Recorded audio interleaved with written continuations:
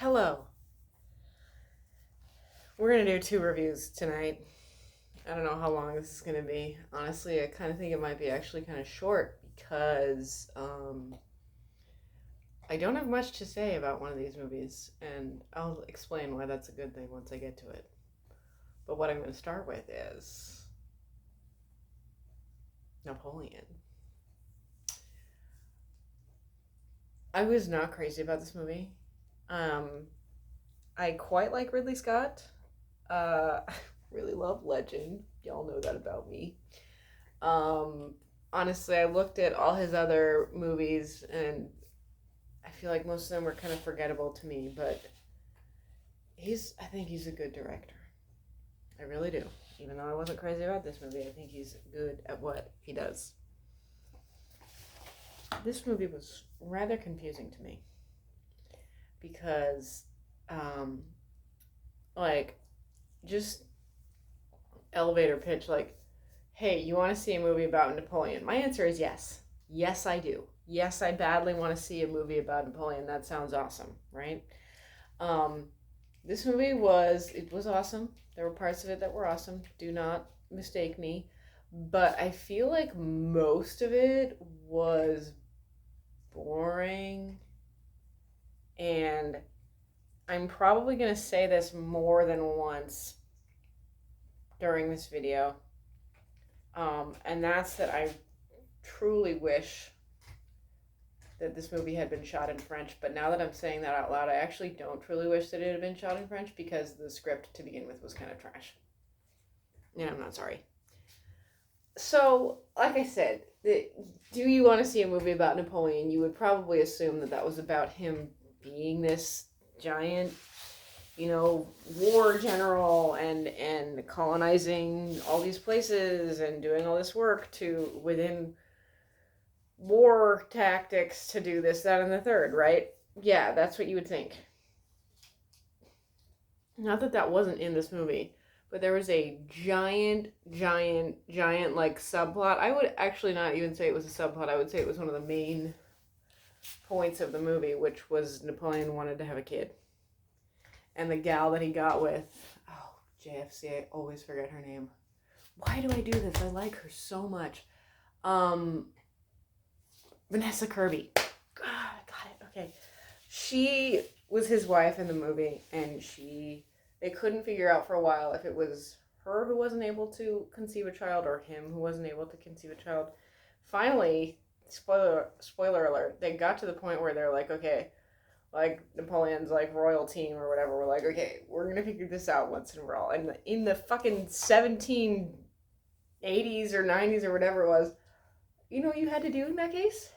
To find out who was the one not successfully having a child, woman and man, they just had to go get with other people and see how it went. So that's what they did. That was like, I was like, whoa, okay, I hadn't thought of that, but in that era, that was really the only option you had. Obviously it wasn't Napoleon, it was the woman.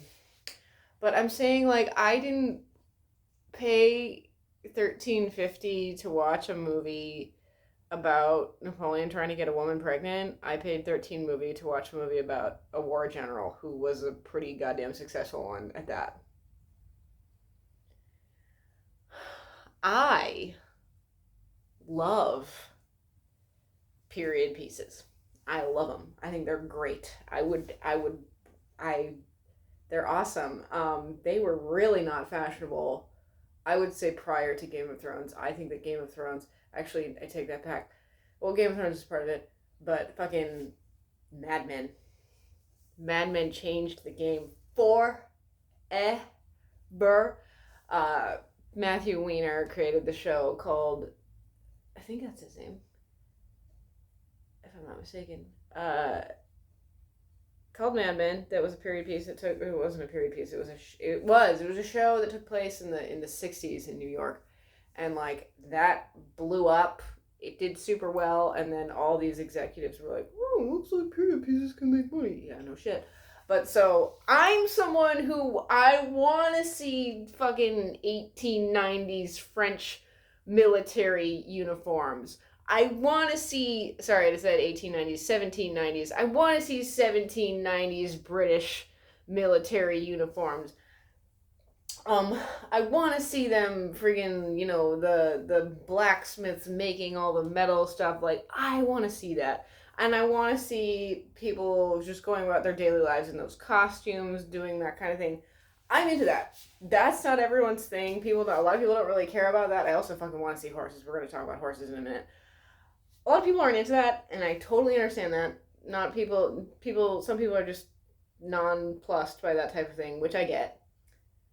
However, even if that's not your thing, if the story is still completely dope enough, like, people aren't gonna care if we're in 1790s, 1780s attire, Like, people are gonna be like, okay, yeah, this is a period piece, which is what I normally don't watch, but like, this story is really cool. This story was not really cool. It was not really cool. Okay, I'm going to say really quickly, this was the first time that we reached the 30-minute mark from the time of the previews starting to the actual production company title screen of the movie. It was 30 minutes. And I wish I was exaggerating, but I'm not. I really do have to make that other video about these extended advertisement and preview times, because we're not going to talk about it here. I didn't look this up, but I wonder if a horse actually did fall on Napoleon, because what happens is, in the movie, is his horse unfortunately gets killed, and then it falls on him, and then he gets up, and he's just like back in battle. That wouldn't happen, so I feel like that may not have happened. It was only a matter of time until I was going to say this, but I really, really, really, truly wish that, first of all, there needed to have been a better script. There needed to have been a better story, because we saw Napoleon desperately trying to get his wife pregnant, and we did see some cool battle scenes, but, like, you weren't, like, really rooting for Napoleon. You weren't, like, or not necessarily really rooting for Napoleon. You weren't, like, really invested in his story, because he was, like, trying to get Vanessa Kirby pregnant, Josephine pregnant. He was, like, getting married to her. He was, like, running around doing battles. He was, like, going back to Josephine. It was just, like, you weren't, there wasn't a real, I mean, obviously there was a real story there, but it was just kind of like, I felt like this movie was like, we were just kind of watching Napoleon go about his normal life and also be a #normal guy, which he was not. He was not a normal guy by any means. Even if he did some, normal guy behavior, like, he was exceptional. I think that everyone knows that. I guess that might have been kind of the point, is to have made him kind of obnoxious, so you weren't necessarily rooting for him. I don't know. But what I was going to say a moment ago was, I wish we hadn't had a vegan play Napoleon. Truly. You can really tell that guy is vegan too, because he'd be looking gray. He'd be looking not so hot. He was also too old to be playing this role. Like, sorry, not sorry. They should have gotten a younger guy, because when Napoleon was like hot shit, like kicking ass and taking names, he was 30, not 46, and you can tell that Joaquin Phoenix is 46. Leaf, you be looking gray, my dude. You be looking like a gravy baby. Eat meat.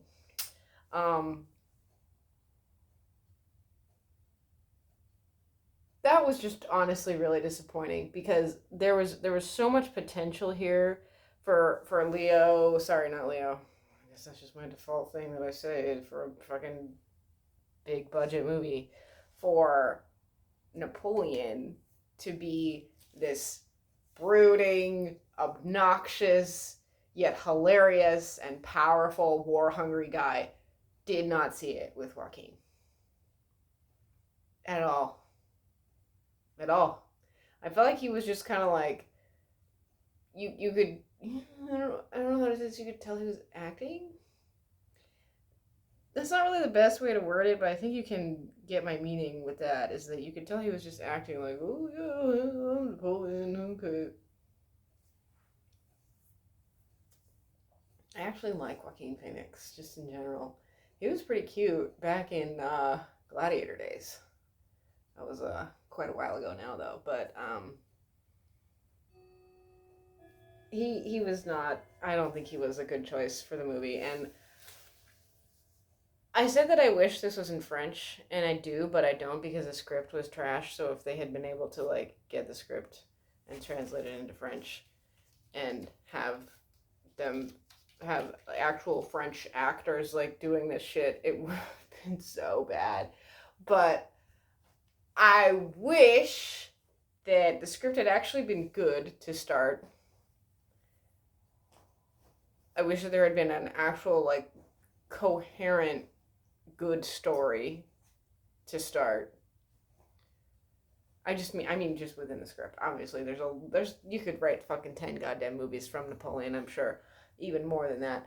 But it would have been cool if this were a properly written script with a properly executed story and then made that whole fucking thing in French. And I know what all of you are saying about, oh, you can't make a movie in French. Yeah, you fucking can. Yes, you can. There is no reason you can't make a movie in French. Do you want to know how many movies there have been where every single studio was like, oh no, we can't do that. That's too crazy. And they did it anyway, and it ended up being one of the most successful movies ever? Many. Many, like, probably movies that you knew about. Fucking Dirty Dancing was one of those. Ghostbusters was one of those. What else? Let me think here. It doesn't matter. I'm just saying, like, people need to break the norm. Oh, fucking Alien. That was a huge deal. Like every single one of those movies had something within the story, within the plot, within the process of making it that the studios were like, no, no, no, no, no. We don't want to do that. That's too crazy. We're not gonna handle that.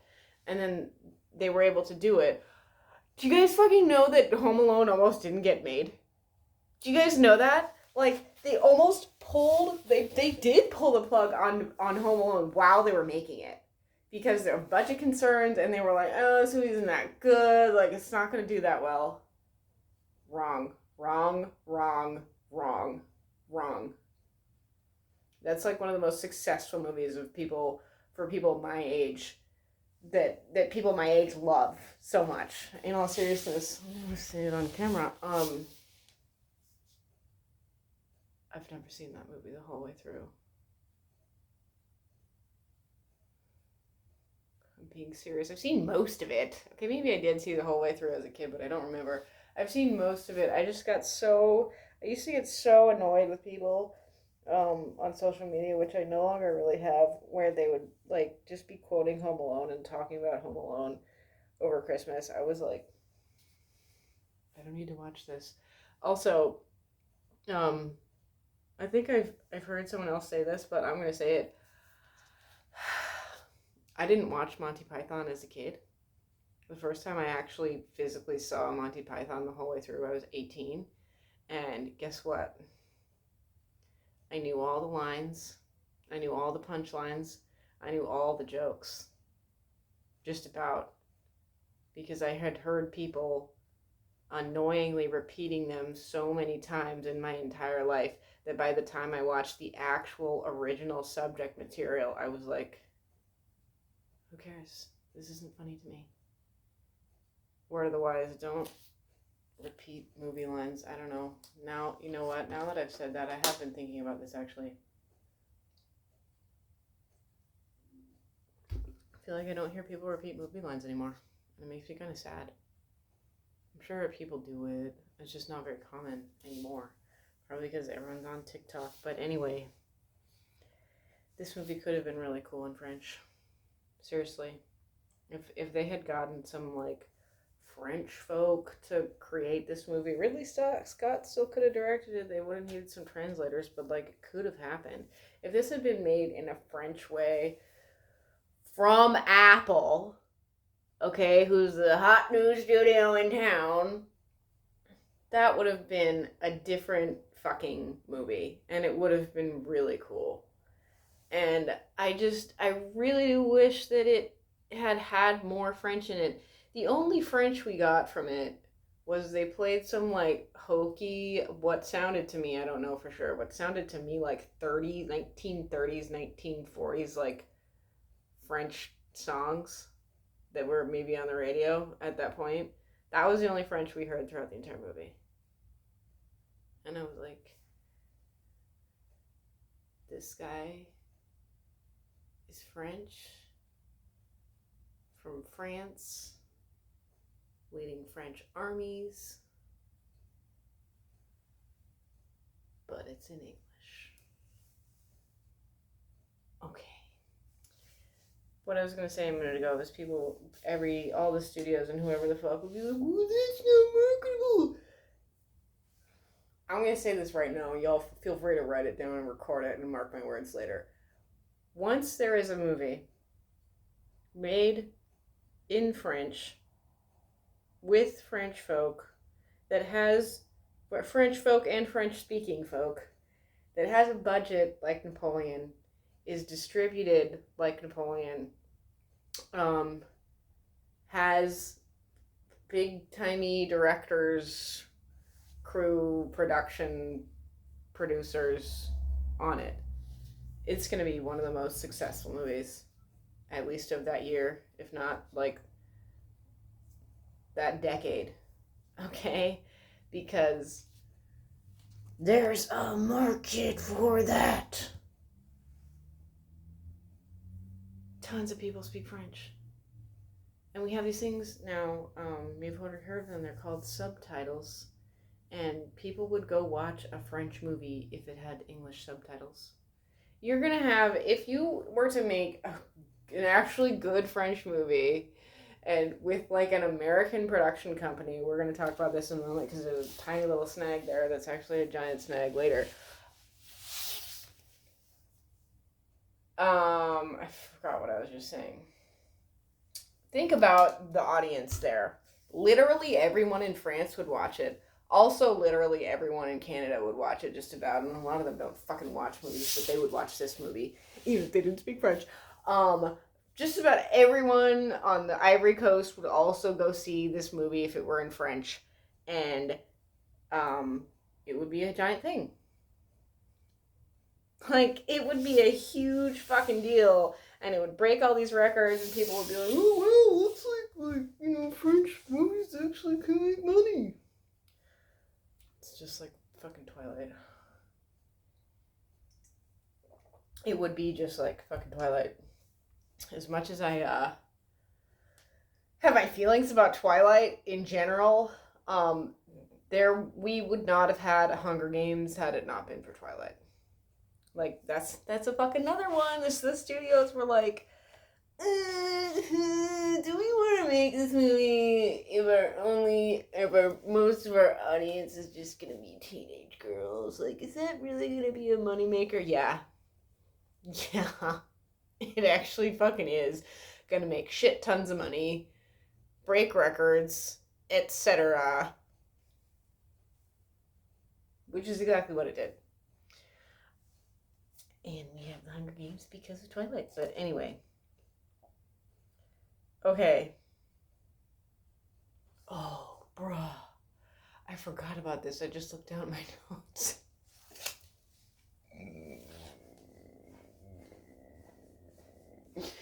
Alors, quand je parle français, il y a beaucoup de peuples qui écoutez mes parles français. Quand je parle français, et il dit, oh, tu es américain? Vraiment? J'ai pensé que tu es française.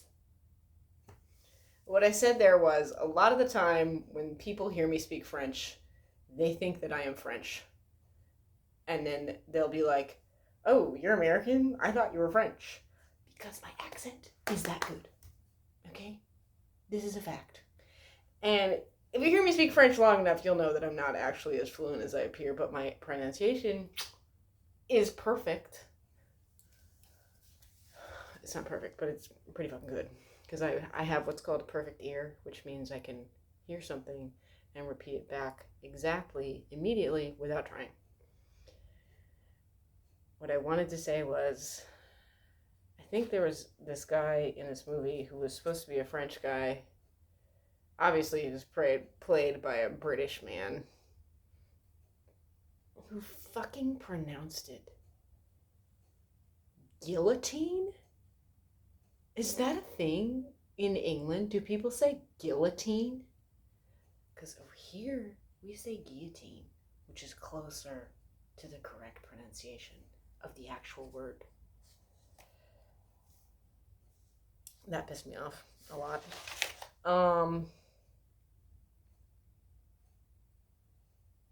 What I did like about this movie was how quickly things got out of hand. I felt like things got out of hand real quick and men resorted to violence like extremely quickly, which really would have been likely in that era. And I know that men wish that they could now, but they don't. Lol. That was fun though. And okay, I talked a lot of shit about this movie, and it did have its problems, but like I said, I love seeing all the costumes. I love seeing all the set pieces. I love blood in movies. I love it. Love war shit. Generally, I'm into it as long as there aren't shit tons of guns, which we didn't have in this because we had cannons. Thanks be to God. But like gunfire, constant gunfire really stresses me out. I don't like hearing that. I've seen this show from the 60s. It's called Combat. It's a war show. It takes place in I feel like it takes place in World War II. I want to say. Yeah, but it's this show called Combat, and they're always fucking playing. Always fucking playing constant like. Bah, bah, bah, bah, bah, bah. That shit really stresses me out. That show's fun because I'm pretty sure most of it's supposed to take place in Germany, but you can see the eucalyptus trees a lot of places, which are in Southern California, but I digress. Loved the set pieces. Loved the horses. Loved the French uniforms. Loved the costumes. Loved the sets. I really did enjoy a lot of the shots that were for the war times. Like those were really fun. Okay? They were. And I just really wish that, like I said, I don't know how many times fucking already, I wish that there had been a better story established so we would have had better context for the wars, so we would have been kind of watching a little bit more intently. Because honestly, when the war scenes come on, I feel like most people are just kind of like,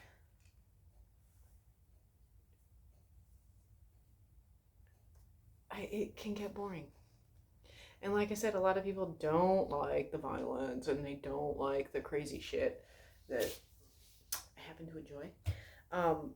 But someone who's not super into that isn't going to care about it, or they're going to be more invested in it if there's a really coherent story.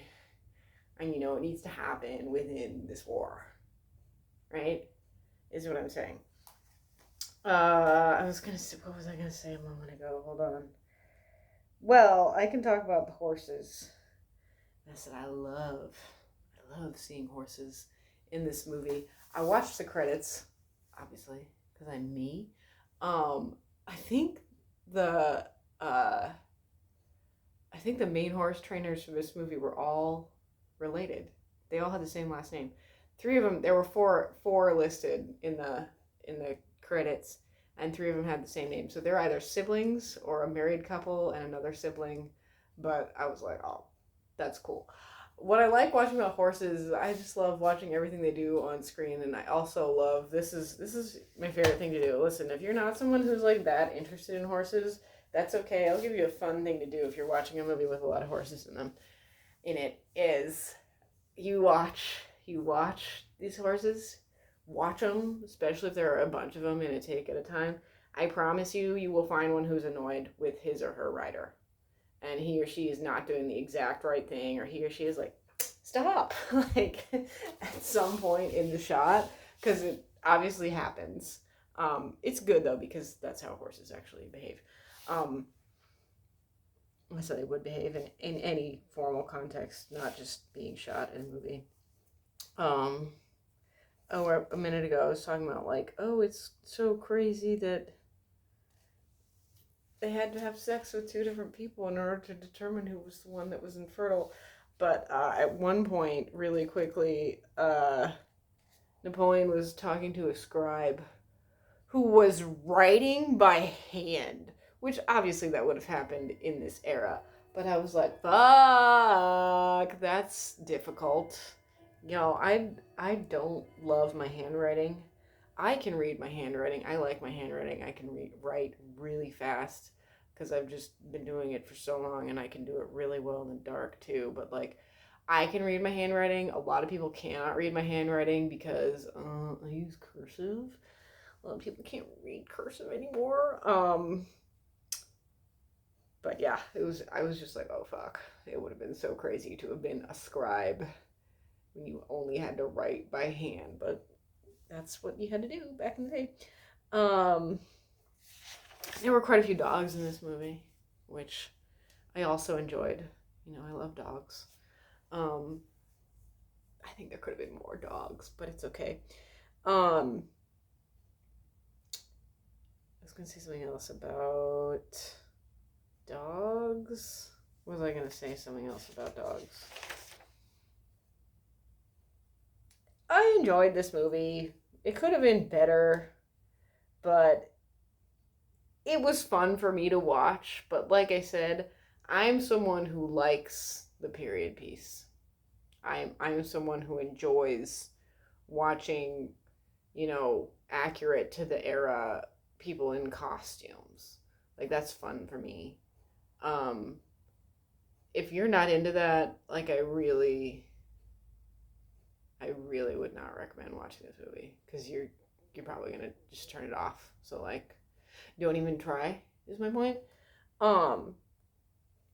Okay, let's just talk about the baby for a second because he was able to father two children, but one of them he just didn't care about because that was the gal he was testing his fertility with, and we never met that baby to my knowledge. But anyway, um, he finally impregnated like a teenager or some shit. Gross.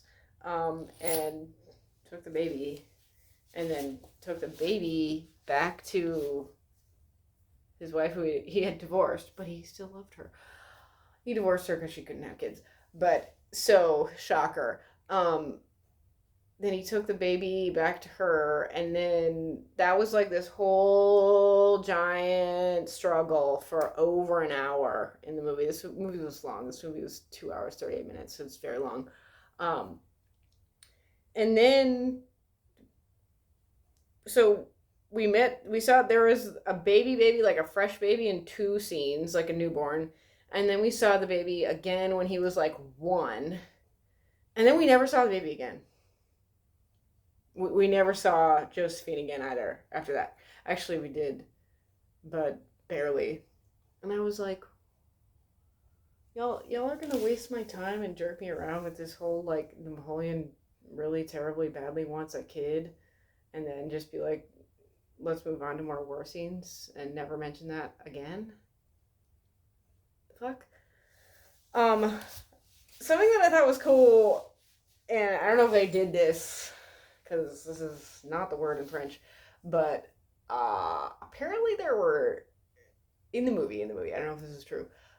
They had tabloids that Napoleon would read sometimes about himself, and at one point, the tabloids were calling him Boney, which I thought was funny, but I don't know if they actually did that.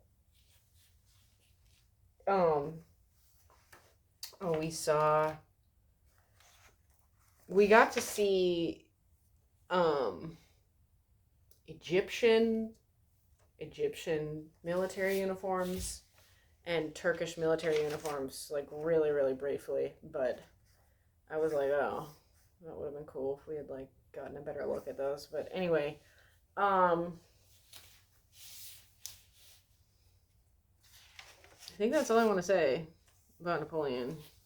Fuck, I feel like there was something else that I really badly wanted to say about it, but now I'm forgetting what it was. I don't think I'm gonna remember, and that's okay. Because now that we're 30 minutes into this video, I get to tell you about Godzilla -1.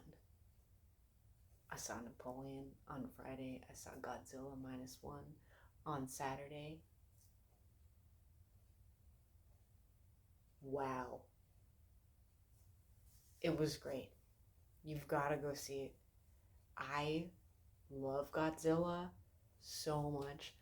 And I know I love Japanese Godzilla movies better than American ones. Fight me. I wish I knew how to say fight me in Japanese. Shit! I should have looked that up. It's okay. I don't have to know. I love Godzilla so much. The first thing I ever read in Japanese, like by myself without any prompting, was in a Godzilla movie. I read Dynamite, and I was like, ah! I can read Japanese. Not really. I can read the word dynamite though.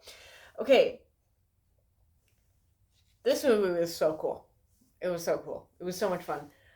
Again, it took place in wartime. I guess war was really hot right now. What the fuck? But didn't care because it was a completely different vibe because it was Japanese. It was not American. Okay? So that was super, super cool, super, super refreshing, super, super fun to see a movie that was a big movie that had a budget, that was still like, you know, a blockbuster, like fun movie. Listen to me. Listen. You want to know the fucking budget for Godzilla -1? It was $11 million, which in Hollywood standards is unheard of. You would never, ever even think about making a movie for that much money, even if it didn't have that many special effects. You'd be like, no, we gotta spend at least $70 million. I made that up, but I'm serious. I cannot believe this movie was only $11 million. I'm shocked, but I'm happy because that makes me I know for a fact that Hollywood is now panicking. They're like, oh, fuck, look what Japan can do, and rake in tons and tons of money, because I know this movie did really well.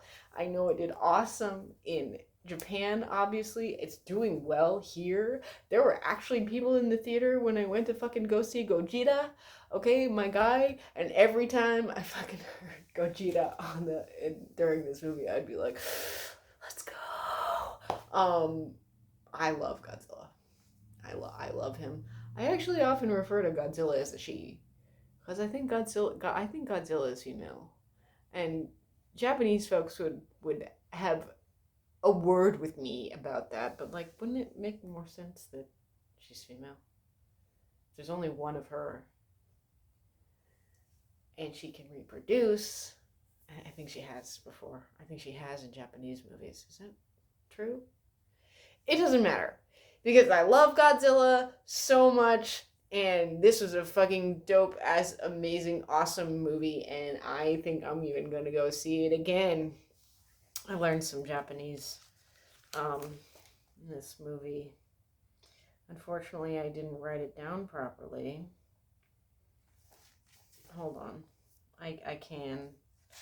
Didn't I write something else down? Listen, this is a very cool movie. This is a lot of fun. So much fun to watch. And let me tell you, normally, so this is the size of sketchbook that I generally write notes in. Normally, I write at least 5 or 6 pages front to back on here. during a movie. Like I told you, that's like, I'm like the worst critic. I'm like the hardest to please person when it comes to movies existing. So I have problems with a lot of things. I'm like writing down like shaky camera work at 0:42. Like I'm mad, right? Okay. But I think I wrote maybe 3 or 4 pages of notes, not even all front to back. And some of it was one whole page, one whole side of one page was just notes about the trailer. Like I had nothing to say. I had very little to say because I love this movie so much. I I cried. I cried a fair amount during this movie, and it blew me away. The movie blew me away completely. I'm getting emotional right now, but it was phenomenal. And like when we saw Godzilla, when we saw him, like we finally see him like getting into town, and like he's just walking amongst the buildings, like I whistled. And when the credits rolled, people clapped. And I don't even think there were 20 people there, but like whoo, I don't want to fucking cry. It actually annoys me that I cry in like every movie, but like it was special is what I can tell you. And you're supposed to be, when you go to a movie, like when you go to the cinema, this is why I fucking go, is you are just like you're there to be taken away into a different world for the duration of the film, right? And that's what Godzilla did for me. Like I was just like I loved all of it. I'm sure if I saw it again, I could see some errors here or there, but like technical errors, I don't fucking care about. It was rather corny at times, but like I love corn. I love corny. I don't give a fuck if a movie is corny. Like that's not a problem for me. But I love this movie. You guys, I'm so mad that I wrote this down incorrectly. Because I really want to read it out loud. But I can't. Shit. I wrote down the how you say in Japanese. Are you stupid? But I wrote it down over other words, and I was just telling you how great I am at writing in the dark. The one fucking time I wanted to do it properly, I wasn't able to. Deska is you, or a question. That's denoting a question. Ima nanji desu ka is what time it is. So you Ima nanji is the time. Deska is it. Anyway, yeah. Loved watching this movie in Japanese. The thing about subtitled movies, Apple, y'all can hear this, for the movie that I want you guys to make in French. The thing about subtitled movies is that you actually really, really, really have to be engaged with them. It's easier to be less engaged when you don't have to read the captions, but when you do have to read the captions, you're engaged as fuck. And that's what we get with a Japanese movie like Godzilla -1. I just thought a lot of things were really cool in this movie. I liked how the people had to come together as one in order to defeat Godzilla. And I loved how even when they had come together as one, there were some men that were like, I don't want to do this. They were like, I have kids. Like, I'm not doing this. And some of them left. They were like, yeah, peace, do your thing. But I just thought that was cool. I thought that was really, really cool. I don't know where the Ogasawara Islands are. That is interesting to me. Okay, so I don't want you to see all my notes because, like I told you, my handwriting's not good, but I was able to write this down successfully. First, they did show it on the screen, this word at one point, But then I didn't get the last character, so I was having a hard time with it. But then during the credits, obviously, I saw it again. And I was like, okay, now I can write it.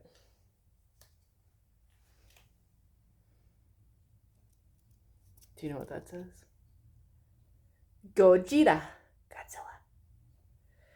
Probably not exactly right, but that's okay. You should go see Godzilla if you haven't seen it already. Oh, okay. Why don't we just talk about Godzilla as a phenomenon for a moment? I don't want to get too into it again because I'm going to fucking cry and annoy myself. But listen, think about what Godzilla represents. Think about what kinds of things the people of Japan have to go through, have to overcome. Okay? As far as I understand it, the first Godzilla movie came out 70 years ago.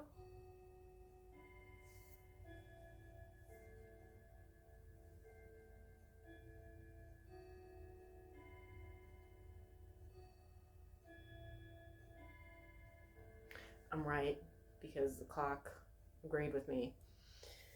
First Godzilla movie came out 70 years ago, and this was actually, if I remember correctly, shortly after the first dropping of the bomb.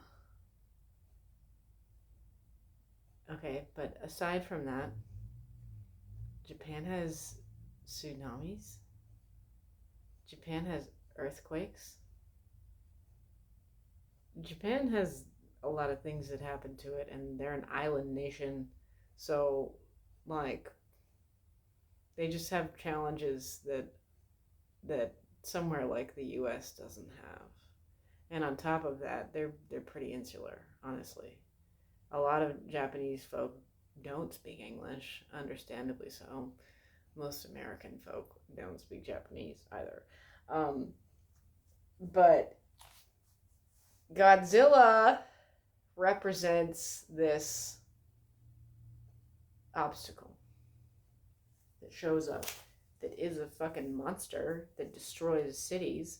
But you know what people do every time? They overcome him. Every single time.